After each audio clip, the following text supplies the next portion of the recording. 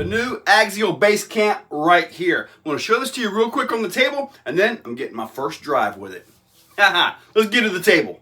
Here we go, and to give the tires a sporting chance, I'm going to do some dirt and speed stuff after the rocks.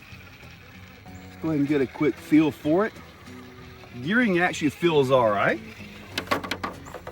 Body needs some trimming, as you guys just heard there. There we go. Now, the front bumper, look at the angle of that. Look at the breakover or the approach angle. That is really good. The back can probably be adjusted a little bit, and the way it looks on the mounts, it can definitely go in a little bit better, a little bit more. Now, these are full 10.3 axle housings with all the 10.3 gears and all that stuff, so they're going to be pretty stout. Yeah, I really got to trim that body. Nothing some scissors can't fix. I guess when I trim the body, I'll see if I can back that rear bumper up a little bit, tighten that up. Oh boy, we almost gave it the first scratches. Tires don't feel too bad. Oh, there it was. Let's go ahead and finish it off right. All right, now we're going backwards. Steering could be a lot tighter. Ooh, brakes, the reverse is touchy. Steering could be a lot tighter, and with a few simple mods, we can take care of that. You know, the other 10.3 housings, they can really get some turn, and these can too. Oh yeah, I want to test that approach angle. Oh, you guys like that save? Well, the tires got a little dirty on that. Yeah, I gotta pull that rear bumper in. The balance isn't too bad, but just a little bit of weight on some heavier wheels will pretty much take care of a lot of this, what you're seeing right here. And I really got to get some more turn on this. A little bit of weight down low would fix that.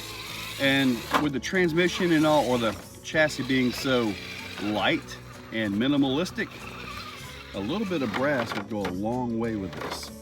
When you have trucks with a whole lot of chassis weight and you add, 10 ounces of brass, it doesn't really do a whole heck of a lot. But you get a light chassis truck like this right here seems to be, 10 ounces of brass will make a world of a difference. Crawl seems good, the gearing seems fine. The motor doesn't really seem to be struggling, which is nice to see right out of the box. Certainly got to, probably going to put a GT5 in this. Let me see, let me adjust those a little bit, see if I can get a little bit more out of the steering. Guess what? I turned my steering up. Okay, now we're talking. It was that little last knob right there. Turn that dude all the way up. Look at that. Now it turns. Sweet. Let's see what we can get hopper. Most factory trucks. Oh, look at that approach angle. That was nice. Most factory trucks are too top heavy and they just bounce backward. Let's see where we go with this one right here. Okay, very similar. This is pretty common for most factory trucks and scaled out trucks, so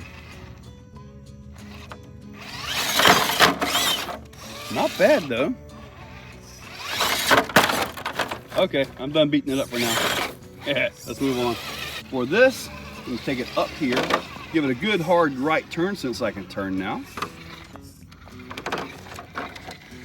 All right. Oh man, steering is so much nicer now that I found that knob.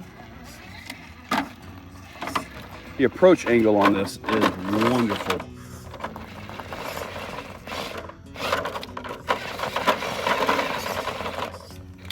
I'm hung up on. I definitely got something going on there. Ah, you know what we're lined up for, right?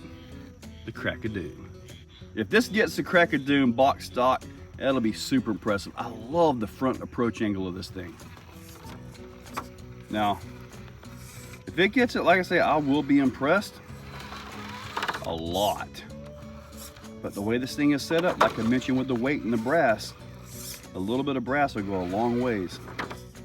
And all your 10-3 axle stuff will bolt right into this. Oh, here we go. If I can get this tire to grab right there. Oh boy, look at that. Making progress. Get that front to drop. Oh man, this is not gonna happen. This is not gonna happen. The rear bumper, if it keeps the back end from falling in, let's look at this. If that keeps the back tire from falling in and getting under right there where the sign is, oh, it's gonna work. The front is coming out. The control is nice on this thing. Oh my gosh, no way. Holy moly, that was impressive. So many modified trucks do not get that, but it's not over. The gap of death can roll you because you're on your belly. Here we go, here we go. The back bumper may save us again. Guys, that was awesome. That was phenomenal. Let's go ahead and try the newest thing here, Gatekeeper. I'm real okay. Even though you just saw that, I'm still real impressed with this truck. A little bit of weight will go a long ways with it. Yeah, it's just not even trying. Yeah, but anyway, that was worth a try. Let's see here. The tires are not really compressing very much. Now, if you were to add, 2 pounds of brass to this thing, I'm sure they would compress then, but yeah, they are not compressing at all. Which means aftermarket to the rescue. And the only thing different about this truck versus any of the other 10-3s out there, I mean, granted, it's portal versus straight, is the transmission. And no click. No click. That means this transmission stays in. Nice truck, Axial. I like it. On the dirt, that's good for the trail. But that's about it though. You could gear it up, get a lot more out of it, but it's got great control though.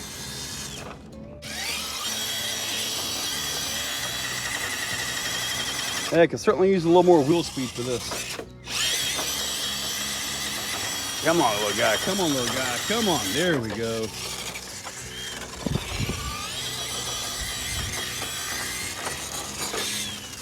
Yeah, for the trail, I'd recommend a bigger pinion, faster motor, or brushless.